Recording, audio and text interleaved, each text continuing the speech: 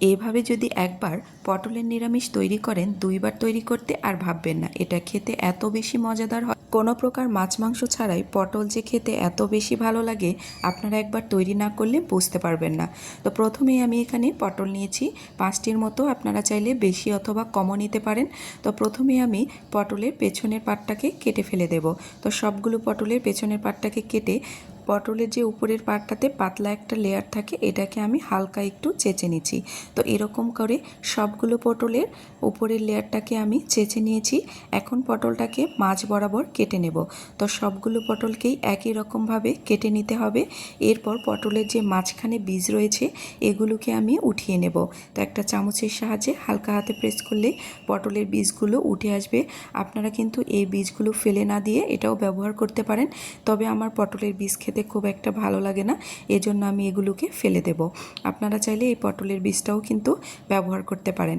পটলের ভেতরে পুর দেওয়ার জন্য এখানে ব্যবহার করছি মসুর ডাল বাটা। ডালের মধ্যে দিয়ে নিচ্ছি স্বাদমতো লবণ, লাল মরিচের গুঁড়ো, হলুদের গুঁড়ো। পটলের যে বীজটা আমি ফেলে দিয়েছি, আপনারা চাইলে এই ডাল বাটার মধ্যে ব্যবহার করতে পারেন, তবে আমি ব্যবহার করিনি, আমার খেতে খুব একটা ভালো লাগে না। এখন যে পটলগুলো আমি রেডি করে রেখেছিলাম, এর মাঝখানে এই ডালের পুরটাকে ভরিয়ে নিতে হবে।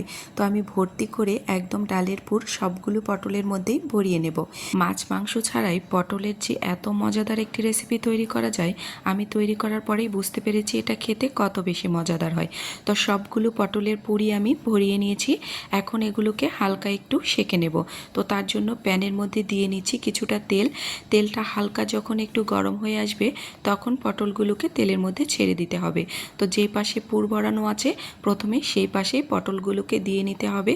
তো আমি এখানে 2 মিনিটের মতো এক পাশ ভেজে নিয়েছি। এরপর পটলগুলোকে উল্টিয়ে নিতে হবে। তো দেখুন হালকা একটু কালার চলে এসেছে। তো এই পর্যায়ে আমি সবগুলো পটলকেই উল্টিয়ে নেব। সবগুলোকে উল্টিয়ে নেওয়ার পরে আমি ঢাকনা দিয়ে দেব 5 মিনিটের জন্য।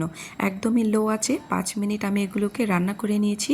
এখন আমি প্যান থেকে এই ভাজা পটলগুলোকে উঠিয়ে নেব। তো এই প্যানের মধ্যেই এখন পটলের গ্রেভি তৈরি করে নেব। তো তার জন্য প্রথমেই দিয়ে নিচ্ছি আবারও সামান্য একটু তেল। এরপর দিয়ে নিচ্ছি পেঁয়াজ কুচি। আমি এখানে হাফ কাপের থেকেও কম পেঁয়াজ কুচি ব্যবহার করেছি। এখন তেলের সাথে পেঁয়াজটাকে লালচে ব্রাউন কালার করে ভেজে নেব।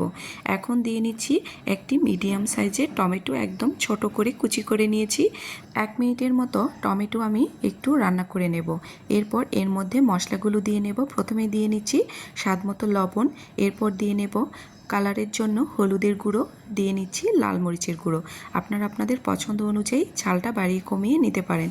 এরপর খুবই অল্প পরিমাণ 1/4 চা চামচের মতো দিয়ে নিয়েছি গরম মশলার গুঁড়ো আর হাফ টেবিল চামচ পরিমাণ আদা রসুন বাটা। এখন মশলাটাকে পানি ছাড়াই কষিয়ে নেব 5 মিনিটের মতো, যতক্ষণ না টমেটোটা গলে যায়। তো টমেটোটা গলে গেছে আর পানিটাও একদম শুকিয়ে তেল উপরে উঠে এসেছে।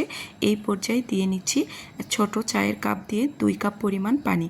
এখানে আপনারা কুসুম গরম পানি ব্যবহার করবেন। এরপর যেই পটলটা আমি ভেজে রেখেছিলাম, সেই পটলগুলোকে দিয়ে নিচ্ছি। তো সবগুলো পটল দিয়ে ঢাকনা দিয়ে আরও 5 মিনিট হাই হিটে এটাকে রান্না করে নেব, যতক্ষণ না পানিটা একদমই শুকিয়ে পটলের গায়ে লেগে যায়। তো পটলের রেসিপি একদম রেডি, তৈরি হয়ে গেছে দুর্দান্ত স্বাদের পটলের পুর ভরা নিরামিষ। আপনারা একবার এভাবে তৈরি করে দেখবেন, এটা খেতে এত বেশি মজাদার হয় যে একবার তৈরি না করলে বুঝতে পারবেন না। আজকের রেসিপিটি যদি আপনাদের কাছে ভালো লেগে থাকে, অবশ্যই আপনাদের টাইমলাইনে শেয়ার করে রেখে দিতে পারেন। আল্লাহ হাফেজ, আসসালামু আলাইকুম।